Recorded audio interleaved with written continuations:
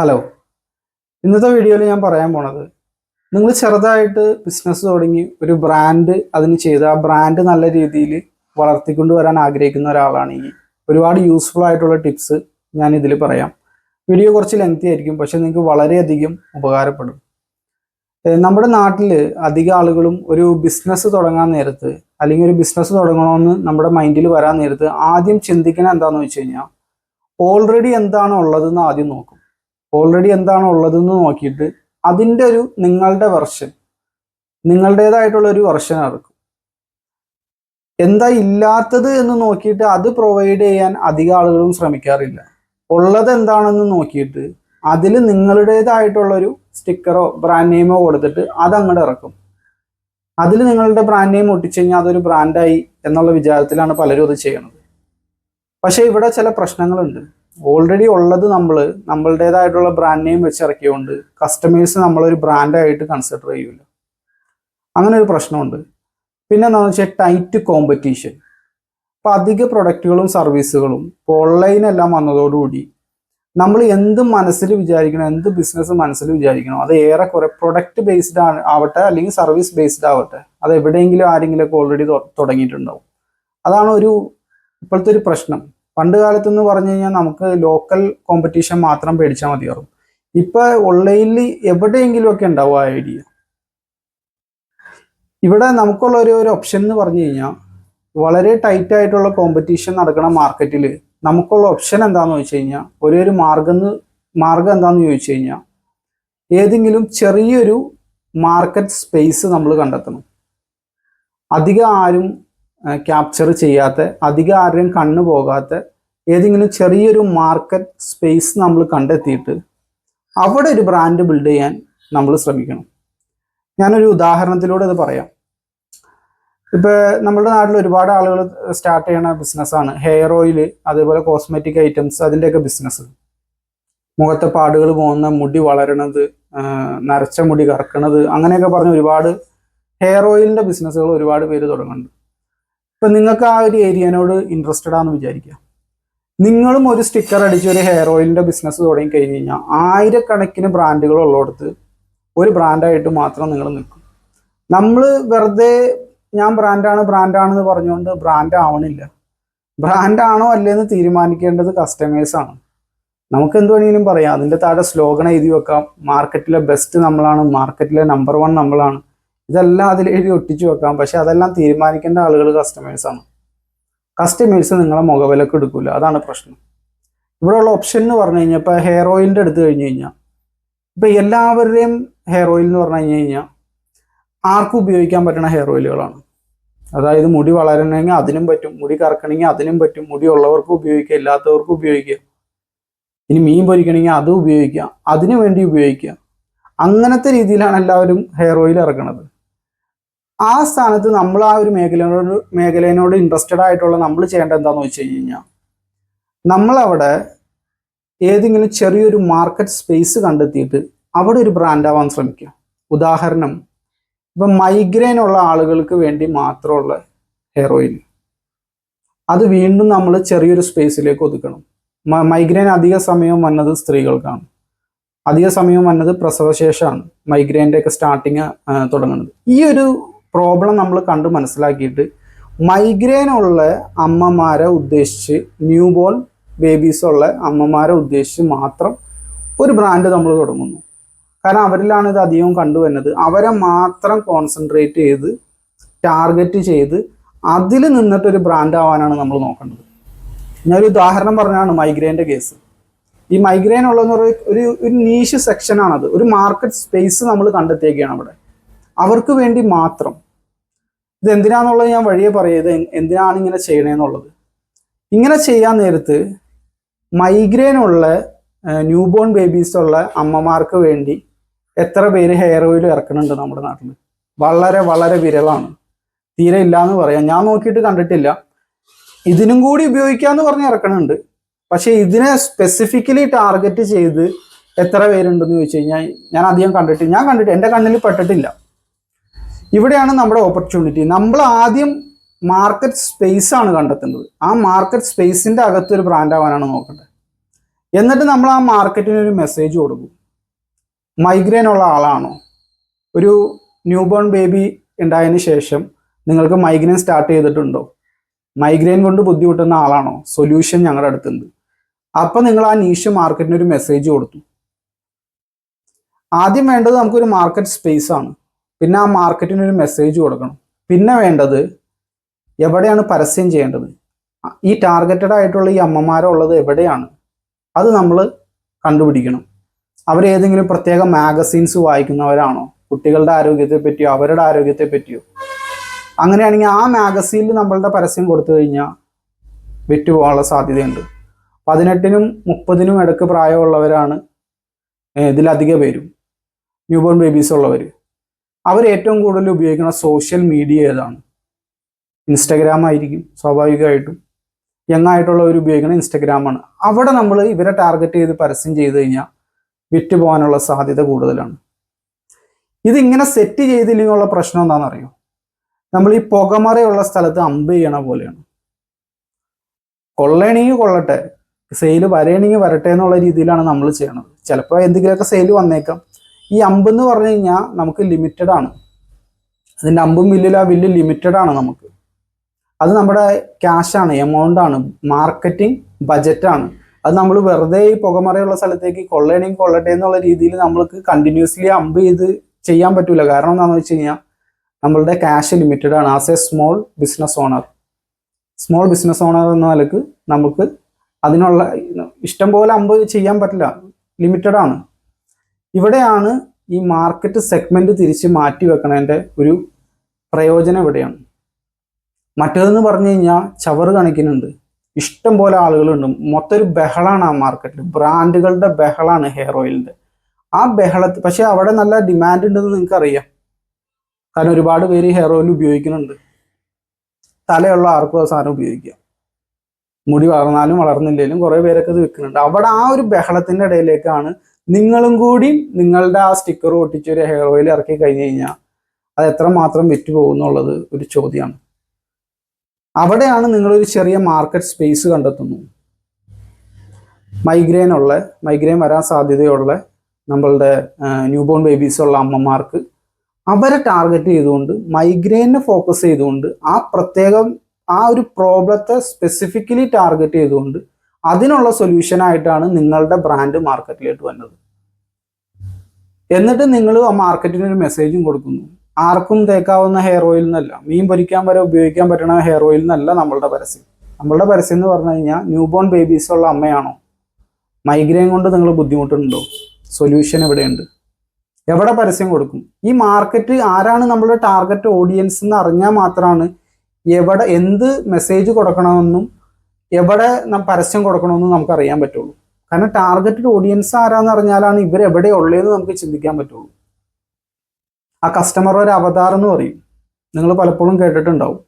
എന്താണ്, എത്രയാണ് അവരുടെ പ്രായം, എവിടെയാണ്, എന്തൊക്കെയാണ് അവരുടെ സ്വഭാവം, എവിടെയാണ് അവർ കൂടുതൽ ടൈം സ്പെൻഡ് ചെയ്യണം, അവർ വായനാശീലമുള്ള ആളാണോ, എങ്കിൽ ഏത് മാഗസീനാണ് അവർ വായിക്കണത്. നമ്മളുടെ ഒരു മെയിൻ സ്ട്രീം പത്രത്തിൻ്റെ ഫ്രണ്ട് പേജിൽ നമ്മളുടെ ഹെയർ ഓയിലിൻ്റെ പരസ്യം കൊടുക്കുന്നതിനേക്കാളും എഫക്റ്റീവ് ആയിരിക്കും അവർ വായിക്കുന്ന പ്രത്യേക മാഗസീൻ്റെ എവിടെയെങ്കിലും പരസ്യം കൊടുക്കൽ. കാരണം നമ്മളുടെ targeted audience new born babies ഉള്ള അമ്മമാരാണ്. പുരുഷന്മാരത് കാണേണ്ട കാര്യമില്ല, അല്ലെങ്കിൽ മറ്റ് പ്രായമായിട്ടുള്ളവരെ ടാർഗറ്റ് ചെയ്യേണ്ട കാര്യമില്ല, കഷണ്ടി ഉള്ളവരെ ടാർഗറ്റ് ചെയ്യേണ്ട കാര്യമില്ല, മുടി നരച്ചവരെ ടാർഗറ്റ് ചെയ്യേണ്ട കാര്യമില്ല. അവരൊന്നും നമ്മളുടെ ടാർഗറ്റഡ് കസ്റ്റമേഴ്സേ അല്ല. ഇവരെ എല്ലാം ടാർഗറ്റ് ചെയ്ത് കഴിഞ്ഞാൽ എല്ലാവരുടെയും സെയിൽ കിട്ടുമെന്നായിരിക്കും നിങ്ങൾ ചിലപ്പോൾ വിചാരിക്കുക. പക്ഷേ ഇവിടെ വരാൻ പോണ പ്രശ്നം എന്താണെന്ന് വെച്ച് കഴിഞ്ഞാൽ നമ്മളുടെ ബ്രാൻഡിന്റെ പൊസിഷനിങ് തെറ്റിപ്പോകും. ബ്രാൻഡ് എന്ന് പറഞ്ഞാൽ കസ്റ്റമറുടെ തലയിൽ രജിസ്റ്റർ ആവണം. ഇതെന്താ സംഗതി എന്നുള്ളത് ആ സെക്കൻഡിൽ രജിസ്റ്റേർഡ് ആവണം. നമ്മളുടെ പരസ്യം കാണുമ്പോൾ തന്നെ നമ്മളുടെ പരസ്യം വരേക്ക് ചെല്ലണത് താരന്റെ പ്രശ്നം, മുടി നരക്കണേന്റെ പ്രശ്നം, അതുപോലെ തന്നെ മുടി ഇല്ലാത്തതിന്റെ പ്രശ്നം, കൂട്ടത്തിൽ മൈഗ്രെയിനും, ഇതെല്ലാത്തിനും ഒറ്റ സൊല്യൂഷൻ എന്ന് പറയാൻ നേരത്ത് കഷണ്ടി ഉള്ളവരും വാങ്ങിക്കില്ല, മുടിയില്ലാത്തവരും വാങ്ങിക്കില്ല, മുടി നിറച്ചവരും വാങ്ങിക്കില്ല, ന്യൂ ബോൺ ബേബീസ് ഉള്ള അമ്മമാരും വാങ്ങിക്കില്ല. അല്ലെങ്കിൽ അത്ര വലിയ ബജറ്റിൽ നിങ്ങൾ പരസ്യം കൊടുക്കണം, അല്ലെങ്കിൽ നിങ്ങളുടെ വീഡിയോസൊക്കെ വെറുതെ കയറി അങ്ങ് വൈറലാവണം. അതൊക്കെയാണ് ഒരു സാധ്യതയുള്ളത്. പക്ഷേ വീഡിയോസ് എത്ര തവണ വൈറലാവും എന്നുള്ളത് നമുക്ക് കണ്ടറിയാം. എന്നാൽ അതേസമയം നിങ്ങൾ സ്പെസിഫിക്കലി ഇവരെ മാത്രം ടാർഗറ്റ് ചെയ്ത് ചെയ്യാൻ നേരത്ത് ഇവരുമായി ബന്ധപ്പെട്ടവർ ഈ ആഡ് കണ്ടാൽ പോലും ഷെയർ ചെയ്യും. കാരണം ഓരോരുത്തർ കാണുമ്പോഴും നിങ്ങൾ ജസ്റ്റ് ഇവരെ മാത്രം സ്പെഷ്യലൈസ് ചെയ്തേക്കാണ്. നമ്മളുടെ ജനറൽ ഫിസിഷ്യനും ഒരു ജനറൽ ഡോക്ടറും ഒരു സ്പെഷ്യലിസ്റ്റ് ആയിട്ടുള്ള ഡോക്ടറും തമ്മിലുള്ള വ്യത്യാസം പോലെ തന്നെ സ്പെഷ്യലിസ്റ്റ് ആയിട്ടുള്ള ഡോക്ടർക്ക് കൂടുതൽ ചാർജ് ചെയ്യാൻ പറ്റും ഫീസ് എന്നതുപോലെ തന്നെ നമുക്ക് കൂടുതൽ കുറച്ചും കൂടി പ്രീമിയം പ്രൈസ് ചാർജ് ചെയ്യാനായിട്ട് സാധിക്കും. സെപ്പറേറ്റ് ഒരു ബ്രാൻഡായിട്ട് നിൽക്കാൻ പറ്റും. നമ്മളുടെ പരസ്യം കാണുമ്പോൾ തന്നെ അവരുടെ ബ്രെയിനിൽ ആ ബ്രാൻഡ് രജിസ്ട്രി നടക്കുകയാണ്. കസ്റ്റമേഴ്സിന്റെ മൈൻഡിൽ ഒരു രജിസ്ട്രേഷൻ നടക്കുന്നുണ്ട്. ഗവൺമെന്റിൽ നമ്മൾ രജിസ്റ്റർ ചെയ്യണ പോലെ തന്നെ ട്രേഡ് മാർക്ക് രജിസ്ട്രിയിലൊക്കെ ചെയ്യണ പോലെ തന്നെ കസ്റ്റമറുടെ മൈൻഡിൽ രജിസ്റ്റർ ആയിട്ടേ കാര്യമുള്ളൂ. അവിടെ ചിലപ്പോൾ രജിസ്റ്റർ ചെയ്ത് ട്രേഡ് മാർക്ക് ഒക്കെ കിട്ടിയിട്ട് നമുക്ക് വലിയ കാര്യമൊന്നുമില്ല. ഉപകാരപ്പെടും ലീഗലി പ്രശ്നങ്ങൾ വരാൻ നേരത്ത്. പക്ഷേ കസ്റ്റമറുടെ ബ്രെയിനിൽ ഇത് രജിസ്റ്റേർഡ് ആവണമെങ്കിൽ നമ്മൾ സെപ്പറേറ്റ് സ്പേസ് കണ്ടെത്തിയിട്ട് മാർക്കറ്റ് സ്പേസ് കണ്ടെത്തിയിട്ട് അവിടെ നിന്ന് ഒരു പ്രത്യേക കസ്റ്റമേഴ്സിനെ ഫോക്കസ് ചെയ്ത് അവരെ മാത്രം ഉദ്ദേശിച്ച ഒരു മാർക്കറ്റിംഗ് മെസ്സേജ് കൊടുത്ത് അവരെവിടെയാണ് ഉള്ളതെന്ന് നോക്കിയിട്ട് അവിടെ പരസ്യം കൊടുക്കുമ്പോഴാണ് നമ്മളൊരു ബ്രാൻഡായിട്ട് മാറുന്നത്. അതിനാണ് നമ്മൾ ശ്രദ്ധിക്കേണ്ടത്. ഇനിയുള്ള പ്രശ്നം എന്ന് പറഞ്ഞു കഴിഞ്ഞാൽ ഞാൻ നേരത്തെ പറഞ്ഞ പോലെ ഈ പുകമറയുള്ള സ്ഥലത്ത് വെറുതെ അമ്പ് ചെയ്യണ പോലെയാണ്. വെറുതെ ടൈം വേസ്റ്റും അതോടൊപ്പം തന്നെ ടൈം ഇപ്പം ഇച്ചിരി കുറച്ച് പോയാലും എമൗണ്ടും വേസ്റ്റ് ആവും. നിങ്ങൾ കുറേ കാലം സേവ് ചെയ്തിട്ടായിരിക്കും ചിലപ്പോൾ ഈ ഒരു ക്യാപിറ്റൽ നിങ്ങൾ അക്വയർ ചെയ്തത്. അത് വെറുതെ മാർക്കറ്റിങ്ങിന് വേണ്ടി പുകമറയുള്ളിടത്ത് അമ്പ് ചെയ്ത് തീർക്കേണ്ട ഒന്നല്ല. ഇവിടെയാണ് ഇതിൻ്റെ ഗുണം. ഇപ്പം ഇവിടെ വരാൻ സാധ്യതയുള്ള ആർഗ്യുമെൻ്റ് എന്ന് പറഞ്ഞു കഴിഞ്ഞാൽ ഒരു പക്ഷേ നിങ്ങൾ ചിലപ്പോൾ ചോദിച്ചേക്കാം, ഈ ഓൾറെഡി എസ്റ്റാബ്ലിഷ്ഡ് ആയിട്ടുള്ള കമ്പനികൾ ബിഗ് ബ്രാൻഡ്സ് ഒക്കെ എല്ലാവരെയും ടാർഗറ്റ് ചെയ്ത് ചെയ്യുന്നുണ്ടല്ലോ. അവർ ചെയ്യുന്ന മാർക്കറ്റിംഗ് എന്ന് പറഞ്ഞു കഴിഞ്ഞാൽ ഒരു ഫസി മാർക്കറ്റിംഗ് ആണ്. അതായത് ബ്രാൻഡ് അവയർനെസ് ആണ് അവർ കൊടുത്തുകൊണ്ടിരിക്കുന്നത്. അവർക്ക് മാർക്കറ്റിംഗ് ചെയ്യേണ്ട വലിയ ആവശ്യം തന്നെ ഇല്ല അധിക സമയം. കാരണം എന്താണെന്ന് വെച്ച് കഴിഞ്ഞാൽ കസ്റ്റമേഴ്സിനൊക്കെ അറിയാതെ ആരാന്നുള്ളൂ. ജസ്റ്റ് റിമൈൻഡിങ് ചെയ്യാനായിരിക്കും, എക്സിസ്റ്റിംഗ് കസ്റ്റമേഴ്സിനെ തൃപ്തിപ്പെടുത്താനായിരിക്കും. പല പല അജണ്ടകളാണ് അവർക്കുള്ളത്. അത് കണ്ട് നമ്മൾ റെഡ് ബുള്ള് മാർക്കറ്റിംഗ് ചെയ്യണ പോലെ നിങ്ങൾ മാർക്കറ്റിംഗ് ചെയ്യാൻ നോക്കിക്കഴിഞ്ഞാൽ നിങ്ങളുടെ പ്രൊഡക്റ്റ് ഒന്നും വിറ്റു പോകില്ല. റെഡ് ബുള്ള് ആയതിന് ശേഷം എന്ത് മാർക്കറ്റിംഗാ ചെയ്യണേന്നല്ല നമ്മൾ നോക്കേണ്ടത്. ഇനിഷ്യൽ സ്റ്റേജിൽ ഒന്നും അല്ലാതെ ഇരുന്ന സമയത്ത് അവരെന്തിനാണ് ഫോക്കസ് ചെയ്തത്? അവർ സെയിൽസിലാണ് ഫോക്കസ് ചെയ്തത്. എത്ര വിറ്റ് തീർക്കാം. നമുക്കൊരു ഇനീഷ്യൽ ആ തുടക്കത്തിൽ കുറച്ച് കസ്റ്റമേഴ്സിനെ കിട്ടിയാലാണല്ലോ ഈ സാധനം എന്താണെന്ന് തന്നെ അറിയാൻ പറ്റുള്ളൂ കസ്റ്റമേഴ്സിന്. ബ്രാൻഡ് എപ്പോഴും രജിസ്റ്റർ ആവുന്നത് കസ്റ്റമേഴ്സിന്റെ മൈൻഡിലാണ്. നമ്മൾ പറഞ്ഞിട്ട് കാര്യമില്ല. നമുക്ക് പറയാം, നമുക്കിങ്ങനെ പറഞ്ഞുകൊണ്ടിരിക്കുക ഞങ്ങൾ ബ്രാൻഡാണ്, ഹെയർ ഓയിൽ ബ്രാൻഡാണെന്ന് ഇങ്ങനെ പറഞ്ഞുകൊണ്ടിരിക്കുക. പക്ഷെ ഒരുപാട് വലിയ ടൈറ്റ് കോമ്പറ്റീഷൻ നടക്കുന്ന ഒരു സ്ഥലത്തേക്ക് നിങ്ങളും കൂടി ഒരു സ്റ്റിക്കർ അടിച്ച് ഇറക്കാൻ നേരത്ത് അവിടെ നമുക്കൊരു യുണീക്നെസ് ഇല്ല. ഈ ഒരു യുണീക്നെസ് ഇല്ലെങ്കിൽ ഉള്ള പ്രശ്നം എന്താണെന്ന് വെച്ച് കഴിഞ്ഞാൽ മൊത്തത്തിൽ ബഹളാണ്. ആ ബഹളത്തിൻ്റെ ഇടയിൽ നിന്ന് നിങ്ങളെ തിരിച്ചറിയാൻ ഒരു റീസൺ ഇല്ല കസ്റ്റമർക്ക്. എന്തിനു നിങ്ങളെ നോക്കണം? അവിടെയാണ് നമ്മൾ ചെറിയ മാർക്കറ്റ് സ്പേസ് കണ്ടെത്തിയിട്ട് അവിടെ ആ ഒരു പ്രത്യേക സ്പേസിനെ മാത്രം ലക്ഷ്യം വെച്ചുകൊണ്ട് ബിസിനസ് ചെയ്യുമ്പോൾ ഗുണം. ചെറിയ ബിസിനസ് ചെയ്യുന്നവരെയാണ് ഞാൻ ഉദ്ദേശിക്കുന്നത്. വലിയ എല്ലാവർക്കും ഈ സിലിക്കൺ വാലി സ്റ്റാർട്ടപ്പുകളെ പോലെ വലിയ ക്യാപിറ്റലൊന്നും റൈസ് ചെയ്യാൻ പറ്റില്ല. ഇനിയിപ്പോൾ അങ്ങനെ മാർക്കറ്റിംഗ് ചെയ്താലും വിജയിച്ചോളണമെന്നൊന്നുമില്ല. ചെറിയ ബിസിനസ് ചെയ്യാൻ ആഗ്രഹിക്കുന്നവർക്ക് ഉള്ള ഒരു സൊല്യൂഷൻ എന്ന് പറഞ്ഞ ഇതാണ്. അധിക സമയം ഇതല്ലാതെ വേറെ വലിയ രീതിയിൽ നമ്മൾ ചെയ്യാൻ നോക്കിക്കഴിഞ്ഞാൽ ഒരു പക്ഷേ നമ്മളുടെ ബ്രാൻഡ് നല്ല രീതിയിൽ വളർന്നോളണമെന്നില്ല. അപ്പം നിങ്ങൾ ചെയ്യേണ്ട സ്പേസ് കണ്ടെത്തിയിട്ട് ആ സ്പേസിൽ നിന്ന് മത്സരിക്കാനാണ് നോക്കേണ്ടത്. ഒരുപാട് ബഹളം നടക്കുന്ന മാർക്കറ്റിൽ ആയിരക്കണക്കിന് ബ്രാൻഡുകളുള്ള മാർക്കറ്റിലേക്ക് നമ്മളൊരു സ്പേസ് കണ്ടെത്തി അവരെ മാത്രം ടാർഗറ്റ് ചെയ്ത്, അതായത് ന്യൂ ബോൺ ബേബീസ് ഉള്ള അമ്മമാർക്ക് വേണ്ടി മാത്രമുള്ള മൈഗ്രെയിനെ ഫോക്കസ് ചെയ്തിട്ടുള്ള ഹെയർ ഓയിൽ ഇറക്കാൻ നേരത്ത് അതൊരു പ്രത്യേക സെക്ഷനാണ്, പ്രത്യേക മാർക്കറ്റിംഗ് സെക്ഷൻ. ഇതൊരു ഉദാഹരണം പറഞ്ഞാൽ ഇങ്ങനെ ഒരു ബ്രാൻഡ് ഓൾറെഡി ചിലപ്പോൾ ഉണ്ടായിരിക്കാം, എനിക്കറിയില്ല. ഇങ്ങനൊരു സബ്സെക്ഷൻ ഓൾറെഡി ആരെങ്കിലും കണ്ടെത്തി അതിൽ ബിസിനസ്സും ചെയ്യേണ്ടായിരിക്കും, എനിക്കറിയില്ല. ഞാൻ ജസ്റ്റ് ഒരു ഉദാഹരണം പറഞ്ഞാണ് മനസ്സിലാവാൻ വേണ്ടിയിട്ട്. അപ്പോൾ അതിനെ മാത്രം ഫോക്കസ് ചെയ്യുമ്പോൾ എന്താണെന്ന് വെച്ച് കഴിഞ്ഞാൽ നിങ്ങൾ പറയാതെ തന്നെ കസ്റ്റമേഴ്സിൻ്റെ മൈൻഡിലേക്ക് രജിസ്ട്രേഷൻ സംഭവിക്കും. ആ പൊസിഷനിങ് കറക്റ്റായി നിങ്ങളുടെ. ഇതാണ് നമ്മളൊരു മാർക്കറ്റ് സ്പേസ് കണ്ടെത്തി ബിസിനസ് ചെയ്യുമ്പോഴുള്ള ഗുണം. പിന്നെ അല്ലെങ്കിൽ ഉള്ള ഓപ്ഷൻ എന്ന് പറഞ്ഞു കഴിഞ്ഞാൽ നിങ്ങൾ ഇന്നവേറ്റീവ് പ്രൊഡക്റ്റുകൾ ഇറക്കണം. അതായത് ലോകത്തെ എല്ലാവർക്കും ഉപയോഗിക്കാൻ പറ്റുന്ന ഇന്നവേഷൻ, മാസ് ഓഡിയൻസിനെ ടാർഗറ്റ് ചെയ്തുകൊണ്ടുള്ള ഇന്നവേറ്റീവ് പ്രൊഡക്റ്റ്. എല്ലാവർക്കും ഒരു ഇൻവെന്റർ ആവാൻ പറ്റില്ല. ഇൻവെൻഷൻ എന്ന് പറഞ്ഞു കഴിഞ്ഞാൽ അതിൽ ക്രിയേറ്റിവിറ്റി ഒക്കെ ഇൻക്ലൂഡഡ് ആണ്. നിങ്ങൾക്ക് അതിൻ്റെതായിട്ടുള്ള അറിവ് വേണം. എല്ലാവർക്കും ഒരു ഇൻവെൻറ്റർ ആയിട്ടുള്ള ഒരു സംരംഭകനാവാൻ പറ്റൂല. അങ്ങനെ ചില പ്രൊഡക്റ്റുകളുണ്ട്, എല്ലാവർക്കും ഉപയോഗിക്കാൻ പറ്റുന്ന പ്രൊഡക്റ്റുകളുണ്ട്. ചിലപ്പോൾ അങ്ങനെ ഒരു മാർക്കറ്റ് തന്നെ ലോകത്ത് ഉണ്ടായിക്കൊള്ളണമെന്നില്ല. ആ ഇൻവെൻഷന് ശേഷമായിരിക്കും. മുമ്പില്ലാത്ത ഒന്നിനെ നമ്മൾ ഇൻട്രൊഡ്യൂസ് ചെയ്യുന്നതിനെയാണല്ലോ ഇൻവെൻഷൻ എന്ന് പറയുന്നത്. ഓൾറെഡി ഉള്ളതാണെങ്കിൽ അതിന് ചെറിയൊരു ഡിഫറൻസിയേഷൻ എന്നേ പറയുള്ളൂ, ഇൻവെൻഷൻ എന്ന് പറയൂലല്ലോ. എല്ലാവർക്കും ഇന്നോവേറ്റീവ് ആവാൻ സാധിക്കില്ല. അപ്പോൾ നിങ്ങൾ അങ്ങനെ ഒരാളാണ് നിങ്ങളെങ്കിൽ നിങ്ങൾക്ക് ചെയ്യാം. പക്ഷെ അതല്ല, നിങ്ങൾ ഓൾറെഡി ഇൻവെൻഷനൊന്നും ഉദ്ദേശിക്കുന്നില്ല, ഇന്നോവേറ്റീവ് പ്രൊഡക്റ്റുകളൊന്നും അല്ല നിങ്ങളുടെ ലക്ഷ്യമെങ്കിൽ നിങ്ങൾ വലിയ മാർക്കറ്റിലേക്ക് ഒരു സ്റ്റിക്കർ അടിച്ചിറക്കണതിൽ നല്ലത് ചെറിയൊരു സെഗ്മെന്റ് പിടിച്ചുകൊണ്ട് ആ സെഗ്മെന്റിൽ മാത്രം വളരാൻ ശ്രമിക്കുന്നതാണ്.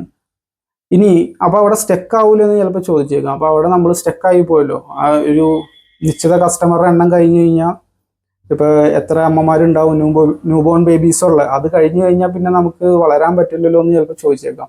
നമുക്കൊരു പരിധി കഴിഞ്ഞ് കഴിഞ്ഞാൽ, ഒരു ബ്രാൻഡ് എസ്റ്റാബ്ലിഷ്ഡ് ആയി കഴിഞ്ഞ് കഴിഞ്ഞാൽ നമുക്ക് ഒരുപാട് എക്സിസ്റ്റിംഗ് കസ്റ്റമേഴ്സായി. അപ്പോൾ അവർക്ക് വീണ്ടും നമുക്ക് വേറെ പ്രൊഡക്റ്റ് ആഡ് ഓൺസ് കൊടുക്കാം. പുതിയ പുതിയ പ്രൊഡക്ട്സ് ലോഞ്ച് ചെയ്തിട്ട് ഇപ്പം നമ്മൾ ബ്രാൻഡായി. ന്യൂബോൺ ബേബീസുള്ള അമ്മമാരുടെ ഇടയിൽ നമ്മളൊരു ബ്രാൻഡായി കഴിഞ്ഞു. ഇനി നമുക്ക് ന്യൂബോൺ ബേബീസുള്ള അമ്മമാർക്ക് മറ്റെന്തൊക്കെ പ്രൊഡക്റ്റുകളാണ് ആവശ്യമുള്ളതെന്ന് ചിന്തിച്ചിട്ട് അവർക്ക് പുതിയ പുതിയ പ്രൊഡക്റ്റുകൾ നമുക്ക് ഇറക്കാം. അപ്പോൾ വീണ്ടും എസ്റ്റാബ്ലിഷ്ഡ് ആയല്ലോ, വീണ്ടും ആ മാർക്കറ്റ് വൈഡ് ആവല്ലേ.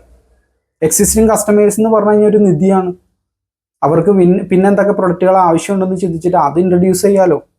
അപ്പോൾ മാർക്കറ്റ് അപ്പോൾ ഡബിൾ ആയില്ലേ. ഈ ഒരു പ്രൊഡക്റ്റിലല്ല നമ്മൾ നിർത്തുന്നത്.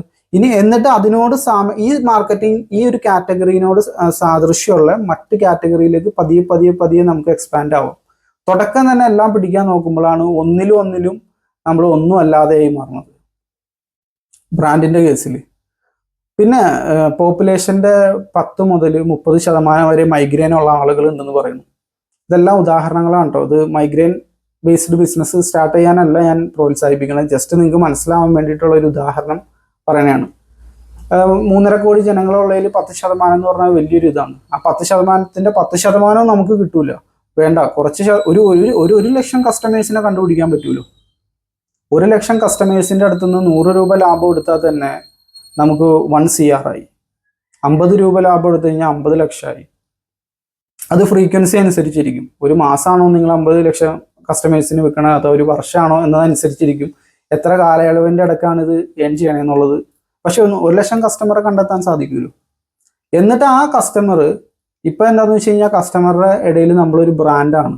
ഇപ്പം ആ ബ്രാൻഡിനെ പറ്റി സംസാരിക്കുന്നുണ്ട്. ന്യൂബോൺ ബേബീസ് ഉള്ള അമ്മമാർ മറ്റമ്മമാർക്ക് അത് റെക്കമെൻഡ് ചെയ്യും. അപ്പോൾ അതങ്ങനെ സ്പ്രെഡായി പോകും. അമ്മമാരിങ്ങനെ ഭാവിയിൽ ഇങ്ങനെ വന്നുകൊണ്ടിരിക്കും. അത് നിൽക്കണ ഒരു സംഗതിയല്ലല്ലോ. അപ്പോൾ അങ്ങനെ ബ്രാൻഡ് നമുക്ക് വളർത്താനായിട്ട് സാധിക്കും. അതല്ലാതെ ഒറ്റയടിക്ക് എല്ലാവർക്കും ഉള്ള ഹെയർ ഓയിൽ ഇറക്കി കഴിഞ്ഞാൽ അത് ഒരുപാട് പേര് ഓൾറെഡി ചെയ്യുന്നുണ്ട്. നിങ്ങൾക്കൊരു വ്യത്യാസമില്ല അതിൽ നിന്ന്. അവിടെ നിങ്ങൾ സ്റ്റാൻഡ് ഔട്ട് ചെയ്ത് നിന്നിട്ടാണ് ബിസിനസ് ചെയ്യേണ്ടത്. ഇങ്ങനെ ചെയ്യുമ്പോൾ ഒരുപാട് ഗുണങ്ങളുമുണ്ട്. കുറഞ്ഞ മാർക്കറ്റിംഗ് ബജറ്റ് വെച്ചിട്ട് തന്നെ നമുക്ക് ടാർഗറ്റ് ചെയ്യാം. കുറച്ച് എമൗണ്ട് മാത്രമാണ് നമ്മളുടെ കയ്യിലുള്ളൂ. ആ എമൗണ്ട് വെച്ചിട്ട് ആരെയാണോ നമ്മൾ ടാർഗറ്റ് ചെയ്യണം അവരിലേക്ക് എത്താൻ പറ്റും. അവരിലേക്ക് എത്തിയാൽ മതി, എല്ലാവരിലേക്കും എത്തേണ്ട കാര്യമില്ല. എന്തിനാണ് ടാർഗറ്റഡ് അല്ലാത്ത കസ്റ്റമേഴ്സിലേക്ക് വെറുതെ പ്രൊഡക്റ്റ് എത്തിയിട്ട് എന്താ കാര്യം? വെറുതെ കാശ് കളയാന്നല്ലോ. അവരെന്തായാലും വാങ്ങാൻ പോകില്ല, അവർ ഇൻട്രസ്റ്റഡ് അല്ല അതിൽ. അവർക്ക് വേണ്ടിയിട്ടുള്ളതും അല്ല ആ പ്രൊഡക്റ്റ്. പിന്നെ അവരെ കാണിച്ചിട്ട് കാര്യമില്ലല്ലോ. അതാണ് സാധാരണ ഒരു പത്രത്തിന്റെ ഫ്രണ്ട് പേജിൽ വന്നുകൊണ്ട് കാര്യമില്ല. കോടിക്കണക്കിന് രൂപ, ലക്ഷക്കണക്കിന് രൂപ സ്പെൻഡ് ചെയ്യാന്നല്ലാതെ എത്ര അമ്മമാരത് കാണും? 3 കാര്യങ്ങളാണ് നമ്മൾ ശ്രദ്ധിക്കേണ്ടത്. ഒന്ന്, ആരാണ് നമ്മളുടെ ടാർഗറ്റഡ് മാർക്കറ്റ് എന്നുള്ളത് ആദ്യം ഫിക്സ് ചെയ്യണം. ആരാണ് ടാർഗറ്റഡ് മാർക്കറ്റ് എന്ന് വെച്ച് കഴിഞ്ഞാൽ ന്യൂബോൺ ബേബീസ് ഉള്ള അമ്മമാർ. രണ്ടാമത്, എന്ത് മെസ്സേജാണ് നമ്മൾ ആ മാർക്കറ്റിന് കൊടുക്കുന്നത്? അതായത് എന്ത് പ്രോബ്ലമാണ് ആ മാർക്കറ്റ് നേരിടുന്നത്? മൈഗ്രെയിൻ ഹെഡേക്ക് എന്ന് പറഞ്ഞാൽ വളരെ ഇൻറ്റൻസീവ് ആയിട്ടുള്ള ഒരു പെയിനാണ്. നല്ല കട്ടിയുള്ള തലവേദനയാണത്. അപ്പോൾ അത് ന്യൂബോൺ ബേബീസ് ഉള്ള അമ്മമാർക്ക് സാധാരണ കണ്ടുവരാറുണ്ട്. അപ്പോൾ അവർക്ക് അതിന് ആശ്വാസം എന്നുള്ള രീതിയിൽ ഒരു ഹെയർ ഓയിൽ. അപ്പോൾ എന്തായിരിക്കും നമ്മളുടെ മാർക്കറ്റിനുള്ള മെസ്സേജ്? മൈഗ്രെയിൻ കൊണ്ട് ബുദ്ധിമുട്ടുന്ന ഒരു ന്യൂബോൺ ബേബി ഉള്ള ഒരു അമ്മയാണോ നിങ്ങൾ? സൊല്യൂഷൻ ഞങ്ങളുടെ അടുത്തുണ്ട്. ഞങ്ങളുടെ ബ്രാൻഡ് അതിനാണ് ഫോക്കസ് ചെയ്യുന്നത്. ഇനി എവിടെയാണ് ഇത് പരസ്യം കൊടുക്കേണ്ടത്? അതാണ് ഏത് മീഡിയം സെലക്ട് ചെയ്യണം എന്ന് നമുക്ക് അറിയണമെങ്കിൽ, എങ്ങനെയാണ് സെലക്ട് ചെയ്യണമെന്ന് നമുക്ക് പഠിക്കണമെങ്കിൽ നമ്മൾ ചെയ്യേണ്ടത് എന്താണെന്ന് വെച്ച് കഴിഞ്ഞാൽ ഇവരെവിടെ ഉള്ളതെന്നാണ് ആദ്യം നമ്മൾ നോക്കേണ്ടത്. ഇവരെവിടെ ഉണ്ടാവാനാണ് സാധ്യത? 18-നും 30-നും ഇടയ്ക്ക് പ്രായമുള്ളവർ, സാധാരണ യങ് ആയിട്ടുള്ള പോപ്പുലേഷൻ അവർ സാധാരണ ഇൻസ്റ്റഗ്രാം പോലുള്ള യങ് സോഷ്യൽ മീഡിയയിൽ ഉണ്ടാവാൻ സാധ്യതയുണ്ട്. അപ്പോൾ നമുക്ക് അവിടെ പരസ്യം കൊടുക്കാം. ഏതെങ്കിലും പ്രത്യേക ആരോഗ്യ മാസികകളോ എന്തെങ്കിലും ഇവർ വായിക്കുന്നുണ്ടെങ്കിൽ അവിടെ നമുക്ക് വേണമെങ്കിൽ പരസ്യം കൊടുക്കാം. ന്യൂ ബോൺ ബേബീസുള്ള ഏതെങ്കിലും മാഗസീൻസോ അങ്ങനെ എന്തെങ്കിലുമൊക്കെ ഉണ്ടെങ്കിൽ അവിടെ പരസ്യം നമുക്ക് കൊടുക്കാം. ഇവരെ ലക്ഷ്യം വെച്ച് എന്തെങ്കിലും യൂട്യൂബ് ചാനൽസ് ഉണ്ടോ, ഏതെങ്കിലും ഇൻഫ്ലുവൻസേഴ്സ് ഉണ്ടോ ഇവരിലേക്ക് എത്താൻ സാധ്യതയുള്ള എങ്കിൽ അവിടെ നമുക്ക് പരസ്യം കൊടുക്കാം. ഇതെല്ലാം നമുക്ക് ചെയ്യാനായിട്ട് സാധിക്കും. ഇതെല്ലാം ചെയ്യണമെങ്കിൽ ഇനീഷ്യലി നമ്മൾ ഒരു ഇതിൽ ഫിക്സ് ചെയ്യണം, എന്നാൽ മാത്രമേ സാധിക്കുകയുള്ളൂ. പിന്നെ അതുപോലെ നിങ്ങൾക്ക് ചെയ്യാൻ പറ്റിയ ഒരുപാട് കാര്യങ്ങളുണ്ട്. എങ്ങനെയൊക്കെ ഡിഫറെൻ്റ് ആവാൻ പറ്റും എന്നുള്ളതാണ് നിങ്ങൾ ചിന്തിക്കേണ്ടത്. നിങ്ങളുടെ ക്ലോസസ്റ്റ് കോമ്പറ്റീറ്ററിൽ നിന്നും എങ്ങനെയൊക്കെ നിങ്ങൾക്ക് നിങ്ങളുടെ പ്രൊഡക്റ്റിനെയോ അല്ലെങ്കിൽ നിങ്ങളുടെ സ്ഥാപനത്തിനെയോ ബ്രാൻഡിനെയോ മാറ്റി നിർത്താൻ, ഡിഫറൻഷിയേറ്റ് ചെയ്ത് നിർത്താൻ, യുണീക്നെസ് കൊണ്ടുവരാമെന്നാണ് നമ്മൾ ചിന്തിക്കേണ്ടത്. ഏതെങ്കിലും ചെറിയ പോയിന്റിൽ കൊണ്ടുവരാൻ സാധിച്ചാൽ പോലും നമുക്കതൊരു അഡ്വാൻറ്റേജ് ആണ്. ഉദാഹരണത്തിന് നിങ്ങൾ കസ്റ്റമേഴ്സിന് അയക്കണം മെയിൽ, അതിൻ്റെ സ്ട്രക്ചറും കാര്യങ്ങളൊക്കെ മാറ്റിയിട്ട് അയക്കാം. എല്ലാവരും ഒരുപാട് ഫോർമലായിട്ടുള്ള രീതിയിൽ അയക്കുന്നിടത്ത് നിങ്ങൾ കുറച്ചും കൂടി വ്യത്യസ്തമായിട്ടൊക്കെ നിങ്ങൾക്ക് അയക്കാം. അതുപോലെ നിങ്ങളുടെ ബ്രാൻഡ് നെയിം, ഇപ്പോൾ പലപ്പോഴും ഈ ബ്രാൻഡ് നെയിം സെലക്ട് ചെയ്യുന്ന ടൈമിൽ പലപ്പോഴും ആളുകൾക്ക് വായിക്കാൻ പറ്റാത്ത രീതിയിലൊക്കെ സെലക്ട് ചെയ്യും. എന്നിട്ട് അതിന് എന്താ പറയുക, അവരുടേതായിട്ടുള്ളൊരു ഡെഫിനിഷനും ഉണ്ടാവും. അത് അവർക്ക് മാത്രമേ അറിയുള്ളൂ. അവർ ഇന്നതാണ് അതാണ് ഇത് രണ്ടും കൂടി യോജിച്ച് വരാൻ നേരത്ത് ഇങ്ങനെ ഒരു മീനിങ് ആണ്, ഇറ്റാലിയൻ ഭാഷയിൽ ഇങ്ങനെ ഒരു അർത്ഥമുണ്ട്, അങ്ങനെയൊക്കെ പറഞ്ഞിട്ടാണ് ചിലർ ബ്രാൻഡ് നെയിം പറഞ്ഞത്. ഒരു ഗുണമല്ല അതുകൊണ്ടൊന്നും. അതൊന്നും കസ്റ്റമർക്ക് മനസ്സിലാവുക തന്നെയല്ല. കുറച്ചും കൂടി ഡിസ്ക്രിപ്റ്റീവ് ആയിട്ടുള്ള ബ്രാൻഡ് നെയിം ഇടാൻ ശ്രമിച്ചു കഴിഞ്ഞാൽ ഈ മെസ്സേജ് അധിക കസ്റ്റമേഴ്സിലേക്കും എത്തും. ഇപ്പോൾ ഹെയർ ഓയിലിൻ്റെ കേസ് തന്നെ എടുത്തു കഴിഞ്ഞാൽ മാംസ് സൊല്യൂഷൻ എന്നോ അല്ലെങ്കിൽ എന്തെങ്കിലും മാംസുമായിട്ട് ബന്ധപ്പെട്ടിട്ടുള്ള എന്തെങ്കിലും റിലേറ്റഡ് നെയിംസിലേക്ക് നിങ്ങൾ കുറച്ചും കൂടി ഒതുക്കി കഴിഞ്ഞ് കഴിഞ്ഞാൽ ആ ബ്രാൻഡ് നെയിം വായിക്കുമ്പോൾ തന്നെ ആ പ്രൊഡക്റ്റിൻ്റെ ആ പ്രോബ്ലത്തിൻ്റെ സൊല്യൂഷൻ ആ ബ്രാൻഡ് നെയിമിൽ നിന്ന് കിട്ടുമെങ്കിൽ അതാണ് കുറച്ചും കൂടി ബെറ്റർ.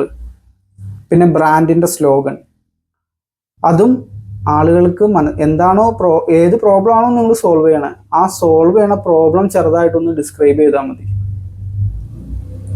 ഇപ്പോൾ ultimate solution for mom's migraine അങ്ങനെ എന്തെങ്കിലുമൊക്കെ ചെറിയ സ്ലോഗൻ ആവണമായിരിക്കും ബെറ്റർ. ആളുകൾക്ക് വായിച്ചാൽ മനസ്സിലാവുന്ന രീതിയിൽ ആ ബ്രാൻഡ് നെയിമും ഇതും കൂടി വായിക്കുമ്പോൾ തന്നെ ആ ബ്രാൻഡ് എന്താണെന്നുള്ളത് അപ്പം തന്നെ കസ്റ്റമേഴ്സിൻ്റെ മൈൻഡിലേക്ക് എത്തുകയാണ്. ഇതാണ് ഇങ്ങനെ ഡിസ്ക്രിപ്റ്റീവായിട്ട് ചെയ്യണതിൻ്റെ ഒരു ഗുണം. ബ്രാൻഡൊക്കെ അല്ലേ, ഒരു സ്ലോഗൻ വേണ്ടേ എന്ന് കരുതി ഒരു സ്ലോഗൻ ഇടുമ്പോഴാണ് നമ്മൾ എന്തെങ്കിലും തോന്നിയ പോലെ ഒരു ഉപകാരമില്ലാത്ത എന്തെങ്കിലും ഒരു സെൻറ്റൻസ്, അവർ അൾട്ടിമേറ്റ് ഗോൾ ഈസ് ഇന്നോവേഷൻ അങ്ങനെ എന്തെങ്കിലുമൊക്കെ ഒരു ബന്ധമില്ലാത്ത കാര്യങ്ങൾ എഴുതി വെക്കും. അല്ലെങ്കിൽ സാറ്റിസ്ഫാക്ഷൻ ഗ്യാരണ്ടീഡ് അങ്ങനെ എന്തെങ്കിലുമൊക്കെ കൊടുക്കും. അതുകൊണ്ടൊന്നും ഒരു ഗുണമില്ല. നിങ്ങൾ സോൾവ് ചെയ്യണ പ്രോബ്ലത്തിൻ്റെ ആ ഒരു ചെറിയ ഡിസ്ക്രിപ്ഷൻ കൊടുക്കണമായിരിക്കും ബെറ്റർ. അപ്പോൾ ഇതുപോലുള്ള ബിസിനസ് വിശേഷങ്ങളൊക്കെ ആയിട്ട് നമുക്ക് വീണ്ടും കാണാം. Thank you for watching.